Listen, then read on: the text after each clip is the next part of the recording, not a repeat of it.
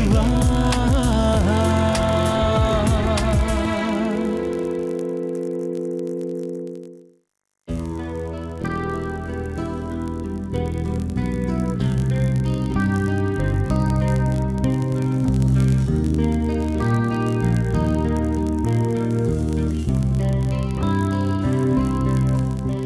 ಸಾಕ್ಷಿ, ಪಪ್ಪ ನಿನ್ ಲವ್ ವಿಷಯ ಹೇಳಾಯ್ತಲ್ವಾ, ಮತ್ತ್ಯಾಕೆ ಇಷ್ಟೊಂದು ಹತ್ಕೊಂಡು ಕೂತಿದ್ಯಾ ಇಲ್ಲಿ? ನೀವೇ ನೋಡಿದ್ರಲ್ಲ ಆಂಟಿ, ನನ್ನ ಲವ್ ಮಾಡ್ತಿರೋ ವಿಷಯನ ಕೇಳಿ ಡ್ಯಾಡಿ ಎಷ್ಟು ನೊಂದ್ಕೊಂಡ್ರು ಅಂತ. ನೀ ಹೇಳಿದ ವಿಷಯ ಕೇಳಿ ಪಪ್ಪ ಅಪ್ಸೆಟ್ ಆಗಿದ್ದಾರೆ ನಿಜ, ಆದ್ರೆ ಅದು ಒಂದೆರಡು ದಿನ ಅಷ್ಟೇ, ಆಮೇಲೆ ಅವ್ರು ಸಮಾಧಾನ ಮಾಡ್ಕೋತಾರೆ. ನೀನ್ ಇಷ್ಟಪಟ್ಟ ಹಾಗೆ ರಂಜಿತ್ ಜೊತೆ ನಿನ್ ಮದ್ವೆ ಪಪ್ಪ ಖಂಡಿತ ಮಾಡ್ತಾರೆ. ನಿನ್ ಆಸೆ ಈಡೇರತ್ ಕಣೆ. ಇಲ್ಲ ಆಂಟಿ, ನನ್ನ ರಂಜಿತ್ ಮದುವೆಗೆ ಡ್ಯಾಡಿ ಖಂಡಿತ ಒಪ್ಕೊಳ್ಳಲ್ಲ, ಆರ್ಯನ್ ಕೂಡ ಒಪ್ಕೊಳ್ಳಲ್ಲ. ಇಷ್ಟ್ರ ಮೇಲೂ ನಾನು ರಂಜಿತ್ನೇ ಮದುವೆ ಆಗ್ತೀನಿ ಅಂತ ಹಠ ಹಿಡ್ಕೊಂಡು ಕೂತ್ಕೊಂಡ್ರೆ ಏನಾದರೂ ಮಾಡ್ಕೊ ಅಂತ ಸುಮ್ಮನೆ ಆಗ್ತಾರೆ ಅಷ್ಟೆ. ನನ್ನ ಮದುವೆ ಟೈಮ್ಗೆ ಆರ್ತಿ ಅಮ್ಮ ಈ ಮನೆಗೆ ಬರಬೇಕು ಅಂದ್ಕೊಂಡಿದ್ದೆ, ಅದು ಕೂಡ ಆಗಲ್ಲ. ಅದಕ್ಕೆ ನಾನೊಂದು ತೀರ್ಮಾನಕ್ಕೆ ಬಂದಿದ್ದೀನಿ. ಏನು, ಮನೇಲಿ ಯಾರಿಗೂ ಹೇಳ್ದೆ ಕೇಳ್ದೆ ಹೋಗಿ ರಂಜಿತ ಮದುವೆ ಆಗೋದು ಅಂತನಾ? ಇಲ್ಲ, ರಂಜಿತ್ನ ಮರೆತು ಕಾರ್ತಿಕ್ನೇ ಮದುವೆ ಆಗೋಣ ಅಂತ. ಹೌದು ಅರ್ಪಿತಾ ಆಂಟಿ, ಆಗ ಡ್ಯಾಡಿಗೂ ಆರ್ಯಂಗೂ ಸಂತೋಷ ಆಗುತ್ತೆ. ಆರ್ತಿ ಅಮ್ಮಂಗೂ ನನ್ನ ಡ್ಯಾಡಿ ಮಾತು ಕೇಳಿದೆ ಅನ್ನೋ ಸಂತೋಷ ಇರುತ್ತೆ. ಇವರೆಲ್ಲರ ಸಂತೋಷಕ್ಕೋಸ್ಕರ ನಿನ್ನ ಸಂತೋಷನ ಬಲಿ ಕೊಡ್ತೀಯ ಸಾಕ್ಷಿ? ನೀನು ಇಷ್ಟಪಟ್ಟರು ಅನ್ನೋ ಬಿಟ್ಟು ಈ ಕಾರ್ತಿಕ್ನ ಮದುವೆ ಆಗ್ತೀಯಾ? ಗೊತ್ತಿಲ್ಲ, ಆದರೆ ಮನೆಯವ್ರಿಗೆ ನೋವು ಕೊಡೋದಕ್ಕೆ ನನಗೆ ಇಷ್ಟ ಇಲ್ಲ. ನಾನು ಕಾರ್ತಿಕ್ನೇ ಮದುವೆ ಆಗ್ತೀನಿ, ಆಗ ಆರ್ತಿ ಅಮ್ಮ ಈ ಮನೆಗೆ ಬರೋದಕ್ಕೆ ಅನುಕೂಲ ಆಗುತ್ತೆ. ಆರ್ತಿಯವ್ರು ಈ ಮನೆಗೆ ಬರೋದಕ್ಕೂ ನಿನ್ನ ಮದುವೆಗೂ ಏನು ಸಂಬಂಧ ಸಾಕ್ಷಿ? ಆರ್ತಿಯವ್ರು ಇವ್ ಮನೆಗೆ ಯಾವಾಗ ಬೇಕಾದ್ರೂ ಬರ್ಬೋದು ಅಂತ ಆರ್ಯನ್ ಒಪ್ಪಿದಾನಲ್ವಾ? ಇಲ್ಲ ಆಂಟಿ, ಇಷ್ಟ್ರ ಮೇಲೂ ನಾನು ರಂಜಿತ್ನೇ ಮದುವೆ ಆಗಬೇಕು ಅಂತ ಹಠ ಮಾಡ್ಕೊಂಡು ಮದುವೆ ಆದರೆ ನನ್ನ ಮದುವೆಯಲ್ಲಿ ಯಾರೂ ಸಂತೋಷವಾಗಿ ಪಾರ್ಟಿಸಿಪೇಟ್ ಮಾಡಲ್ಲ. ನಿನ್ನ ಜೀವನ, ನಿನ್ನಿಷ್ಟ. ನ್ಯಾಯವಾಗಿ ಈ ಮಾತುಗಳನ್ನೆಲ್ಲ ನಿನ್ನ ತಾಯಿ ಆರ್ತಿಯವ್ರು ಹೇಳಬೇಕು, ಆದರೆ ಅವ್ರ ಪರವಾಗಿ ನಾನು ಹೇಳ್ತಿದ್ದೆ ನಿಂತ್ಕೋ. ನೀನು ಇನ್ನೊಬ್ಬನ ಇಷ್ಟಪಡ್ತಿದ್ಯಾ ಅಂತ ಗೊತ್ತಿದ ಮೇಲೂ ಕೂಡ ಕಾರ್ತಿಕ್ನಿಂದ ಮದುವೆ ಆಗೋದಕ್ಕೆ ಒಪ್ಪಿದ್ದಾರೆ ಅಂದರೆ ಅವ್ರು ಎಂಥ ಮನುಷ್ಯ? ಅವರು ನಿನ್ನನ್ನು ಇಷ್ಟಪಟ್ಟು ಮದುವೆಗೆ ಒಪ್ಪಿದ್ದಾರೆ ಅಂತ ನಂಗೆ ಅನ್ಸಲ್ಲ. ನಿಮ್ಮ ಪಪ್ಪಂಗಿರೋ ದುಡ್ಡು, ಆಸ್ತಿ ಪಾಸ್ತಿ, ಅವ್ರ ಪೊಸಿಷನನ್ನು ನೋಡಿ ನೀನು ಮದುವೆ ಆಗೋದಕ್ಕೆ ಒಪ್ಪಿದ್ದಾರೆ ಅಂತ ನಿಂಗೆ ಅನ್ನಿಸ್ತಿಲ್ವಾ?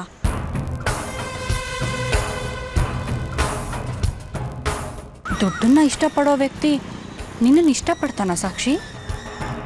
ನೀನು ಕಾರ್ತಿಕ್ನ ಮದುವೆ ಆಗ್ತೀನಿ ಅಂದರೆ ಈಗ ನಿನ್ನ ತಂದೆ ಸಂತೋಷ ಆಗ್ಬೋದು, ಆದರೆ ಮುಂದೆ ನೀನು ಕಷ್ಟ ಅನುಭವಿಸಿದ್ರೆ ಪಪ್ಪಂಗೆ ಬೇಜಾರಾಗಲ್ವಾ?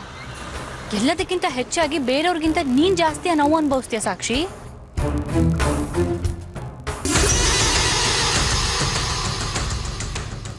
ಆದರೆ ಸಾಕ್ಷಿ, ರಂಜಿತ್ ಹಾಗಲ್ಲ.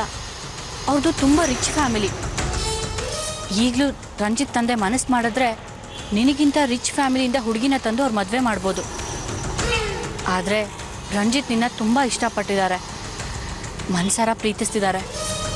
ನಂಗೆ ಯಾಕೋ ರಂಜಿತ್ ಪ್ರೀತಿ ಪ್ರಾಮಾಣಿಕವಾಗಿದ್ದು ಅಂತ ಅನ್ಸುತ್ತೆ. ನಿಮ್ಮ ಆರ್ತಿ ಮಮ್ಮಿ ಕೂಡ ರಂಜಿತ್ ತುಂಬ ಒಳ್ಳೆ ಹುಡುಗ ಅಂತ ಹೇಳಿದ್ರಲ್ವಾ ಪಪ್ಪನ ಹತ್ರ? ಸಾಕ್ಷಿ, ನಂಗೆ ಯಾಕೋ ನೀನು ರಂಜಿತ್ನ ಮದುವೆ ಆದರೆ ತುಂಬ ಸುಖವಾಗಿರ್ತೀಯ, ಅವ್ರು ನಿನ್ನ ರಾಣಿ ಥರ ನೋಡ್ಕೋತಾರೆ ಅಂತ ಅನ್ಸುತ್ತೆ.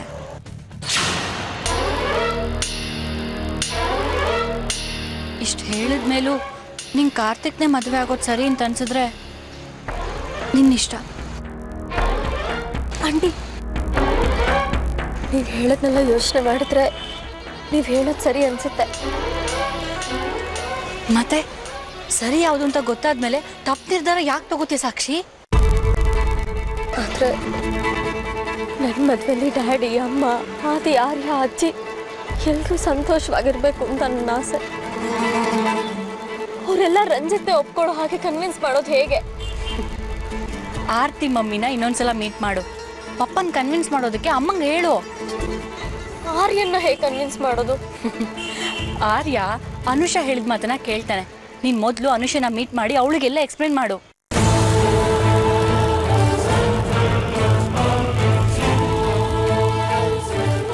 Thanks aunty.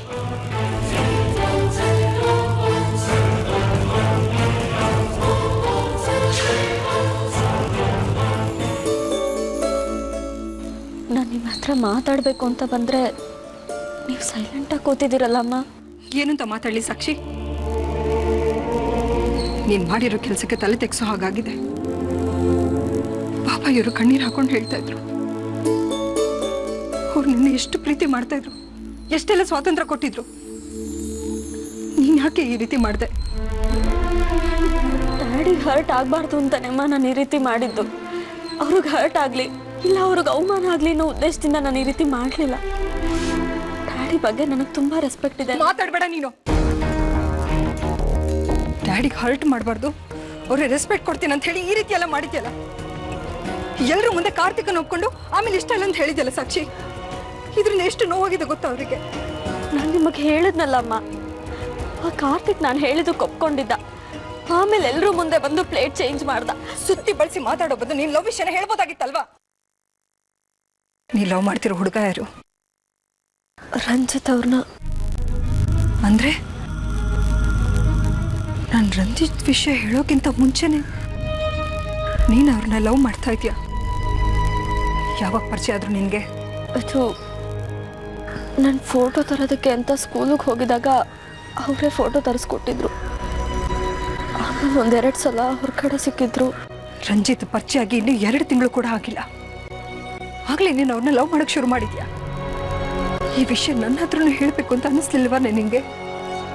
ಅಲ್ಲಿಗೆ ನಾನು ತೋರಿಸಿದ ಹುಡುಗನೇ ಇಷ್ಟಪಟ್ಟೆ ಅಂತ ನನ್ನ ಹತ್ರನೇ ಸುಳ್ಳು ಹೇಳ್ದಿಯಲ್ವಾ ನೀನು? ನಾನು ನೋಡಿರೋ ಹುಡುಗನ ನನ್ನ ಮಗಳು ಇಷ್ಟಪಟ್ಟಿದ್ದಾಳೆ ಅಂತ ಎಷ್ಟು ಸಂತೋಷ ಪಟ್ಟಿದ್ದೆ. ನನ್ನ ಮಗಳು ನನ್ನ ಮಾತಿಗೆ ಗೌರವ ಕೊಡ್ತಾಳಲ್ಲ ಅಂತ ಅನ್ಕೊಂಡಿದ್ದೆ. ಆದ್ರೆ ಈಗ ಗೊತ್ತಾಯ್ತು ಕಣೆ, ನೀನು ಇಷ್ಟಪಟ್ಟಿರೋದನ್ನೇ ನಾನು ತೋರಿಸ್ದೆ, ನೀನು ಒಪ್ಕೊಂಡೆ ಅಷ್ಟೇ. ಅಮ್ಮ ತೋರಿಸಿದ ಹುಡುಗ ಅಂತ ಅಲ್ಲ. ಅಮ್ಮ ಪ್ಲೀಸ್ ಬೇಜಾರು ಮಾಡ್ಕೋಬೇಡಿ. ಮತ್ತಿನ್ನೇನು? ನೀ ಲವ್ ಮಾಡಿರೋ ವಿಷಯನ ಎಲ್ಲಿಂದ ಮುಚ್ಚಿಟ್ಟು ನಾಟಕ ಆಡ್ತಿದ್ಯಲ್ಲ. ಪ್ಲೀಸ್ ಅಮ್ಮ ಇಷ್ಟೊಂದು ಹಾರ್ಷಾಗಿ ಮಾತಾಡಬೇಡಿ, ನಂಗೆ ತುಂಬ ನೋವಾಗುತ್ತೆ. ಲವ್ ಮಾಡೋದು ಕ್ರೈಮ. ನಾನು ಲವ್ ಮಾಡ್ತಿದ್ದೀನಿ ಅನ್ನೋ ವಿಷಯ ಹೇಳಿದ ತಕ್ಷಣ ಯಾಕೆ ಎಲ್ಲರೂ ನನ್ನ ಕ್ರಿಮಿನಲ್ ತರ ನೋಡ್ತಾ ಇದ್ದೀರಾ? ಲವ್ ಮಾಡೋದು ತಪ್ಪಲ್ಲ ಸಾಕ್ಷಿ, ಆದ್ರೆ ಲವ್ ವಿಷಯನ ತಂದೆ ತಾಯಿ ಹತ್ರ ಮುಚ್ಚಿಟ್ಟಿದ್ಯಲ್ಲ ಅದು ದೊಡ್ಡ ತಪ್ಪು. ನಿಮ್ಮ ಡ್ಯಾಡಿ ನಿನಗೆ ಎಷ್ಟೆಲ್ಲ ಫ್ರೀಡಮ್ ಕೊಟ್ಟಿದ್ದಾರೆ, ಅಟ್ಲೀಸ್ಟ್ ಅವ್ರ ಹತ್ರನೋ ಅಥವಾ ನನ್ನ ಹತ್ರನೋ ಹೇಳ್ಬೋದಾಗಿತ್ತು. ಆದ್ರೆ ನೀನೇನ್ ಮಾಡಿದೆ? ಆ 3ನೇಳು ಅರ್ಪಿತನ ಹತ್ರ ಹೋಗಿ ಹೇಳ್ದೆ. ನಾವ್ ಯಾಕೆ ಬೇಕು ನಿನ್ಗೆ? ಹೋಗು, ನಿನ್ ಪ್ರಾಬ್ಲಮ್ಸ್ನೆಲ್ಲ ಅವಳ ಹತ್ರನೇ ಹೋಗಿ ಹೇಳ್ಕೊ. ನಾವ್ಯಾಕೆ ಬೇಕು? ಅಮ್ಮ ಪ್ಲೀಸ್, ಡ್ಯಾಡಿಗೆ ನನ್ನ ರಂಜಿತ್ ಲವ್ ವಿಷಯ ಹೇಳಿ ನೀವೇ ನಮಗೆ ಮದುವೆ ಮಾಡಿಸ್ಬೇಕು. ನಿನ್ನೆ ನಂಬ್ಕೊಂಡು ಬಂದಿದ್ದೀನಿ ನಾನು. ಹೇಗೋ ನಿನ್ ಲವ್ ವಿಷಯ ಅರ್ಪಿತಾ ಮಾತಾಡಿದಾಳಲ್ಲ ನಿಮ್ ಡ್ಯಾಡಿ ಹತ್ರ, ಅವಳ ಹತ್ರ ನಾವು ಹೇಳು, ನಿನ್ ಮದುವೆ ವಿಷಯನೂ ಮಾತಾಡ್ತಾಳೆ. ನಿನಗೆ ನಾವ್ ಯಾಕೆ ಬೇಕು? ಅಮ್ಮ ಪ್ಲೀಸ್, ನೀವು ನನ್ನ ಮೇಲೆ ಕೋಪ ಮಾಡ್ಕೋಬೇಡಿ ಅಮ್ಮ. ಅಷ್ಟೊಂದು ಕೋಪ ಇದ್ರೆ ನನ್ಗೊಂದು 2 ಏಟ್ ಹೊಡೆದ್ಬೇಡಿ, ಪರವಾಗಿಲ್ಲ. ನೀವು ನನ್ನ ಮೇಲೆ ಕೋಪ ಮಾಡ್ಕೊಂಡ್ರೆ ನನ್ನ ತಡ್ಕೊಳಕ್ಕಾಗಲ್ಲ. ನಾನು ಬೇಕು ಅಂತ ಅರ್ಪಿತಾ ಆಂಟಿ ಹತ್ರ ಇದನ್ನೆಲ್ಲ ಹೇಳಲಿಲ್ಲ. ನನ್ನ ರೂಮ್ನಲ್ಲಿ ಅಳ್ತಾ ಕೂತಿದ್ದೆ, ದುಃಖ ತಡೆಯಕ್ಕೆ ಆಗ್ತೆ ಅವ್ರ ಹತ್ರ ಹೇಳ್ಕೊಂಡೆ ಅಷ್ಟೆ.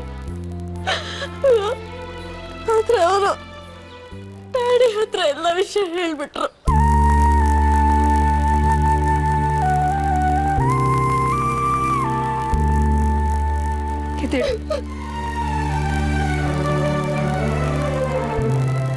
ಅಳ್ಬೇಡ.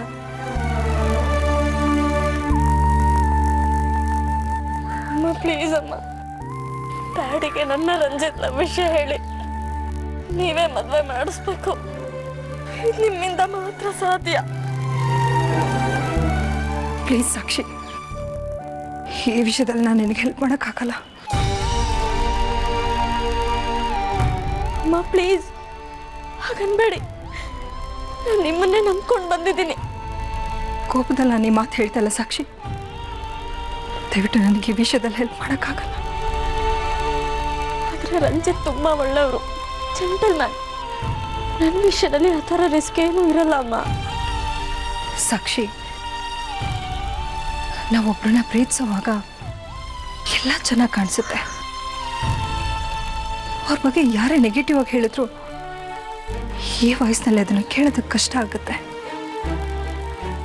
ರಂಜಿತ್ ಬಗ್ಗೆ ನಮ್ಗೆ ಇನ್ನೂ ಸರಿಯಾಗಿ ಗೊತ್ತಿಲ್ಲ ಸಾಕ್ಷಿ. ರಂಜಿತ್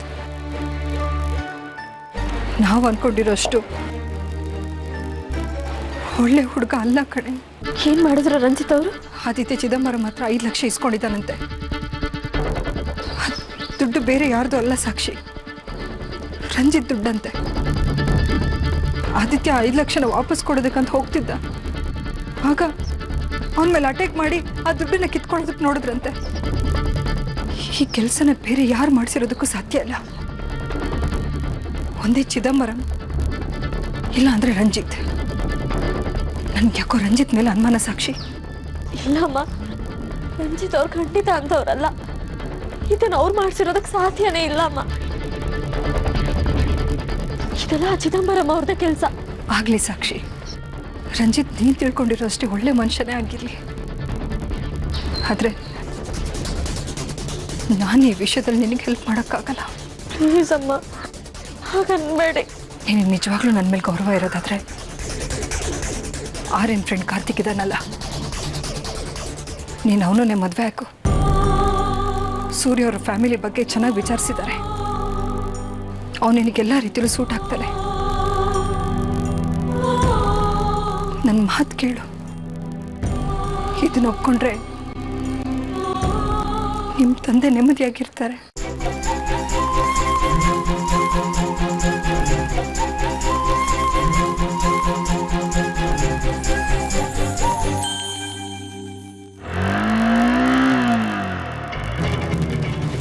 सलाम चाचा। ओ अरे आदि बेटा आओ आओ आओ बैठो बैठो बैठो ಎಲ್ಲೇ ಪುಲಂದೇವಿ? ಯಾರು ನಿರೋಷಗೆ ಹೊರಗೆ ಹೋಗಿದ್ದಾಳೆ, ಈಗ ಬಂದ್ಬಿಡ್ತಾಳೆ. ಕೂತ್ಕೋ. ಏ ಕಿಲ್ಕಿ, ಚಾ ತೊಗೊಂಡು ಹೋಗು. ಚಾಚಾ, ನಿಮ್ಮ ಹತ್ರ ಒಂದು ಇಂಪಾರ್ಟೆಂಟ್ ಮ್ಯಾಟ್ರ್ ಮಾತಾಡ್ಬೇಕಾಯ್ತು. ಮಾತಾಡು ಬೇಟಾ. ಈ ಮ್ಯಾಟ್ರ್ ಮಾತಾಡಬೇಕು ಅಂದ್ರೆ ನನ್ನ ಧೈರ್ಯ ಸ್ವಲ್ಪ ಪಂಚರ್ ಆಗಿ ಗಾಳಿ ಹೊಟ್ಟೋಗ್ಬಿಟ್ಟಿದೆ. ನಮ್ದು ಹತ್ರ ಮಾತಾಡಕ್ಕೆ ನಾಚಿಕೆನಾ? ಹೇಳೋದೇನು? ಚಾಚಾ, ನನ್ನ ತಂಗಿ ಮದುವೆ ಆದ್ಮೇಲೆ ನನ್ನ ಮದುವೆ ಅನ್ಕೊಂಡಿದ್ದೆ. ನನ್ನ ತಂಗಿ ಮದುವೆ ಮಾತುಕತೆ ನಡೀತಿದೆ. ಇನ್ನು 2 ತಿಂಗಳು ಚಾಚಾ, ಅವಳ ಮದುವೆನೂ ಮುಗ್ದೋಗುತ್ತೆ, ನನ್ನ ಲೈನು ಕ್ಲಿಯರ್ ಆಗುತ್ತೆ. ನೆಕ್ಸ್ಟು ನನ್ನ ಮದುವೆ ಅನ್ಕೊಂಡಿದ್ದೀನಿ. ನಿರಾಶ ಕಂಡ್ರೆ ನಮ್ಮ ಮನೇಲಿ ಎಲ್ಲರಿಗೂ ಇಷ್ಟ ಚಾಚಾ. ಅದಕ್ಕೆ ಏನು ಹೇಳೋಣ ಅಂತ ಬಂದೆ ಅಂದರೆ ಅರೆ ಬೇಟಾ, ನಮ್ದುಗೆ ಎಲ್ಲ ಅರ್ಥ ಆಯ್ತು. ಇದು ಬಹುತ್ ಖುಷಿಗೆ ಬಾತಾಯ್ತು. ಆದರೆ ತಕ್ಷಣಕ್ಕೆ ನಿಮ್ಮಿಬ್ರದ್ದು ಶಾದಿ ಆಗೋದು ಕಷ್ಟ ಆಗ್ತದೆ. ಯಾಕೆ ಚಾಚಾ? ಬೇಟಾ, ನಿರೋಷ ಅವ್ರ ಸ್ವಂತ ತಂದೆಗೆ ಸಿಕ್ಕ ಮೇಲೇನೆ ಶಾದಿ ಅಂತ ಹೇಳ್ತಾ ಇದ್ದಾಳೆ. ನಿಜವಾಗ್ಲೂ ದೊಡ್ಡ ಲೂಸ್ ಚಾಚಾ ನಿಮ್ಮ ಮಗಳು. ಹುಟ್ಟಿದ ತಕ್ಷಣ ಬಿಟ್ಟೋದ್ರು. ಆಮೇಲೆ ಅವಳು ಬದುಕಿದಳ ಸತ್ತಿದಳ ಅಂತ 1 ದಿನ ಅಂದ್ರೂ ಬಂದು ನೋಡ್ದೆ ಇರೋ ಎಂತ ತಂದೆ ಚಾಚಾ? ಇಷ್ಟು ದಿನ ಇದಿರೋದು ಈಗ ಯಾಕಂತ ಅವಳಿಗೆ? ನಿಮ್ಮ ತಂದೆನ ಕರ್ಕೊಂಬಂದು ಮುಂದೆ ನಿಲ್ಸಿದ್ರೆ ನಾನು ನಿನ್ ಕೂತ್ಕೆ ತಾಳಿ ಕಟ್ಟೋದು ಅಂತ ನಾನಾಗ್ಲಿ ನಮ್ಮ ಫ್ಯಾಮಿಲಿ ಆಗಲಿ ಯಾವತ್ತಾದ್ರೂ ಕಂಡೀಷನ್ ಹಾಕಿದೀವಾ? ಅದು ಕೊಡು ಬಾಟ್ಲ್ ಬಿಡಪ್ಪ.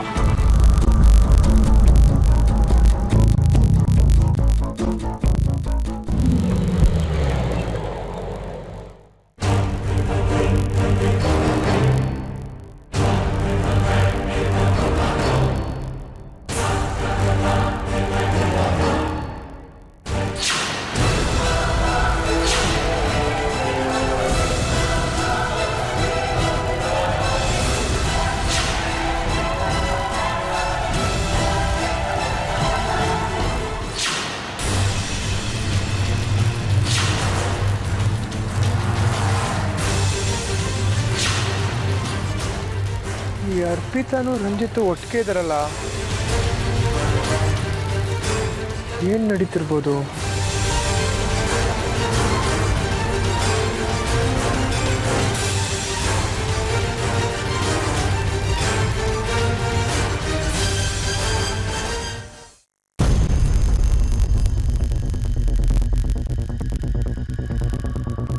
ಹೇಳಿ ಇನ್ಸ್ಪೆಕ್ಟರ್.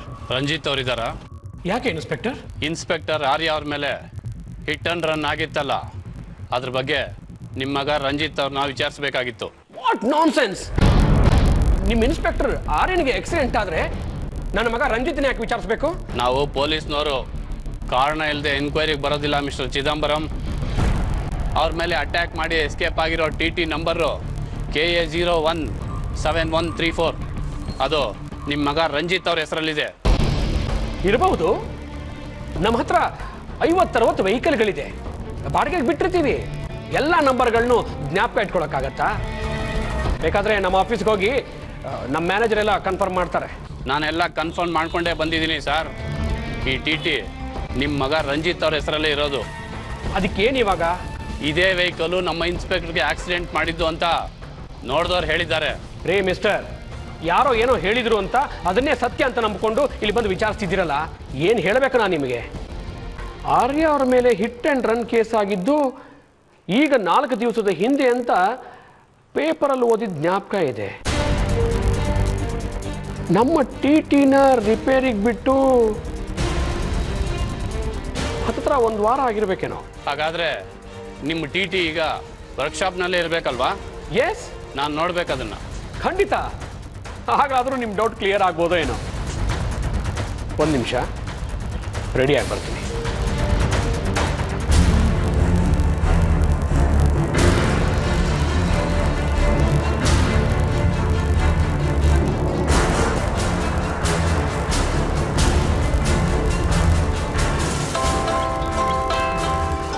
ಒಂದು ನಿಮಿಷ.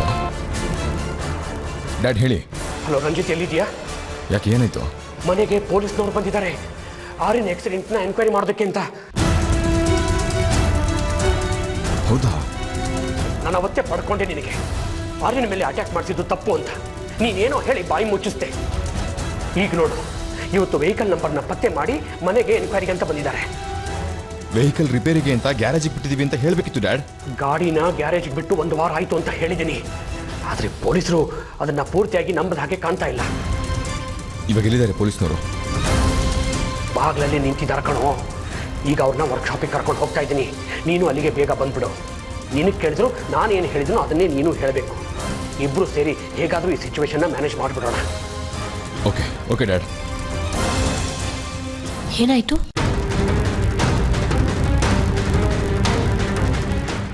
ನೀವು ಒಂದು ಕೆಲಸ ಮಾಡಿ, ನಮ್ಮ ಡ್ಯಾಡ್ ಆಫೀಸಲ್ಲಿ ಕೂತಿರಿ. ನಾನು ನಮ್ಮ ಡ್ಯಾಡ್ ಆದಷ್ಟು ಬೇಗ ಕೆಲಸ ಮುಗಿಸ್ಕೊಂಡು ನಿಮ್ಮನ್ನು ಬಂದು ಜಾಯ್ನ್ ಆಗ್ತೀವಿ. ಓಕೆನಾ? ಓಕೆ ಸರ್, ಬಾಯ್.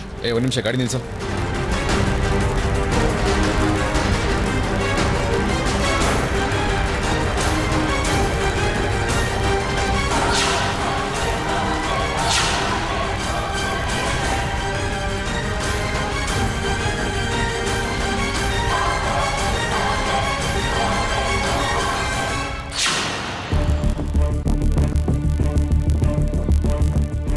ಈ TT ರಿಪೇರಿಗೆ ಬಂದು ಎಷ್ಟು ದಿನ ಆಯ್ತು? ಏನು ಅಲ್ಲಿ ನೋಡ್ತಾ ಇದೆಯಾ? ನನ್ನ ಮುಖ ನಡ್ಕೊಂಡು ಹೇಳು. 1 ವಾರದ ಮೇಲೆ ಆಯ್ತು ಸರ್. ಅದೇಗೆ ಸಾಧ್ಯ? ಇದೇ ನಂಬರ್ ಗಾಡಿಯಿಂದ ಆರ್ಯ ಅವ್ರಿಗೆ ಹಿಟ್ ಅಂಡ್ ರನ್ ಆಗಿದೆ ಅಂತ ನೋಡಿದವ್ರು ಹೇಳ್ತಾ ಇದ್ದಾರೆ. ನೋಡಿದವರೆಲ್ಲ ಸತ್ಯ ಹರಿಶ್ಚಂದ್ರನ ರಿಲೇಷನ್ಸ್ ಅಲ್ವಲ್ಲ. ಆ ಟೈಮಲ್ಲಿ ಅವ್ರ ಮೆಮೊರಿ ಕಾರ್ಡ್ ಕೈ ಕೊಟ್ಟಿರ್ಬೋದು. ಅಂದ್ರೆ ಇಷ್ಟು ದೊಡ್ಡ ಆಕ್ಸಿಡೆಂಟ್ ನಡೀತಿರ್ಬೇಕಾದ್ರೆ ಎಲ್ಲರ ಗಮನ ಅಪಘಾತ ಆದ ವ್ಯಕ್ತಿ ಕಡೆಗಿರುತ್ತೆ. ವೆಹಿಕಲ್ ನಂಬರ್ ನೋಟ್ ಮಾಡ್ಕೋಬೇಕಾದ್ರೆ ಸ್ವಲ್ಪ ವ್ಯತ್ಯಾಸ ಆಗೋ ಚಾನ್ಸ್ ಇದೆ ಅಲ್ವಾ? ಏನ್ ಪ್ರಾಬ್ಲಮ್ ಆಗಿದೆ ಈ ಗಾಡಿಗೆ? ಇಂಜನ್ ಸೀಜ್ ಆಗಿದೆ ಸರ್. ಈ ಗಾಡಿ ಇಲ್ಲಿಗೆ ಬಂದು 1 ವಾರ ಆಯ್ತು ಅನ್ನೋದಕ್ಕೆ ಏನಾದರೂ ಪ್ರೂಫ್ ಇದೆಯಾ? ಇಂಥ ಚಿಕ್ಕ ಗ್ಯಾರೇಜಲ್ಲಿ ಅಂಥದನ್ನೆಲ್ಲ ಎಲ್ಲಿ ಮೇಂಟೈನ್ ಮಾಡ್ತಾರೆ? ಒಂದು ಡೇಟ್ ಒಂದು ನೆನಪಿಟ್ಕೊಂಡಿರ್ತಾರೆ ಅಷ್ಟೇ. ಅಂದ್ರೆ ನಿನ್ನೆ ರಾತ್ರಿನೇ ಗಾಡಿನ ಇಲ್ಲಿ ತಂದು ನಿಲ್ಲಿಸಿ ಇಂಜಿನ್ ಬಿಚ್ಚಿ 1 ವಾರ ಆಯ್ತು ಅಂತ ಹೇಳ್ಬೋದಲ್ವಾ? 1 ನಿಮಿಷ ಸರ್. ನೋಡಿ ಸರ್, ಸ್ಪೇರ್ಸ್ ಪಾರ್ಟ್ಸ್ ತಂದಿರೋ ಬಿಲ್ ಇದು. TTಗೆ ಮಾತ್ರ ಯೂಸ್ ಮಾಡೋ ಪಾರ್ಟ್ಸ್ಗಳಿದು.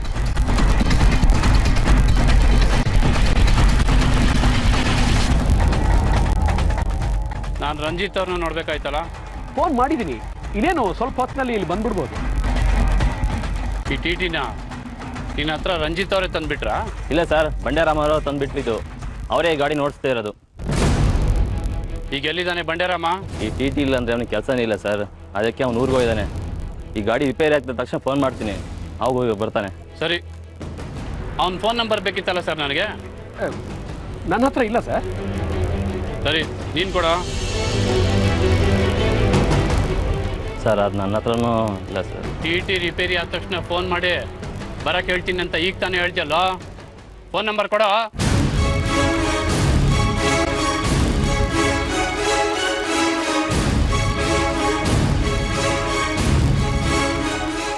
ಗೊತ್ತಾಯ್ತಾ?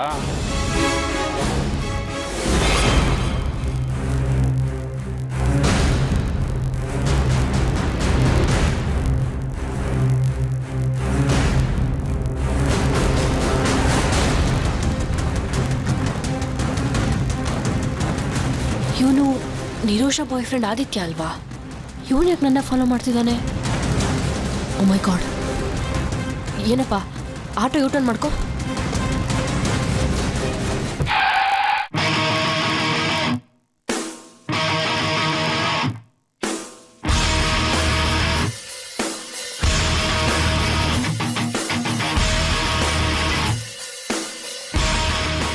ಯಾರೀ ನೀವು?